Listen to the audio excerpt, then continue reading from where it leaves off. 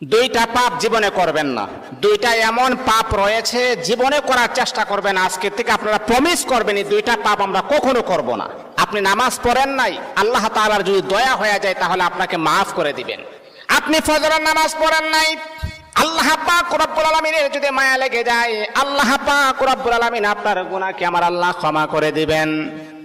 আপনি যদি নফল নামাজ ইবাদত বন্দেগী কম করেন, আমার আল্লাহ কিন্তু আপনাকে মাফ করে দিবেন। কিন্তু আল্লাহর নবী বলেন দুইটা এমন জঘন্যতম পাপ রয়েছে, এই পাপগুলার ক্ষমা আমার আল্লাহ জীবনে কখনো তার বান্দাকে করবে না। দুইটা পাপ এমন জঘন্যতম পাপ, এগুলা করা যাবে না। এক নাম্বার হচ্ছে অন্যের হক নষ্ট করা। অন্যের হক কখনো নষ্ট করবেন না। আজকে নিজের ভাই বোনের হক নষ্ট করে দেয়, অন্যের হক নষ্ট করা যাবে না। দুই নাম্বার হচ্ছে আল্লাহ পাক রব্বুল আলামিনের সাথে শিরিক করা। যদি কোনো বান্দা আল্লাহ পাকের সাথে শিরিক করেন, আমার আল্লাহ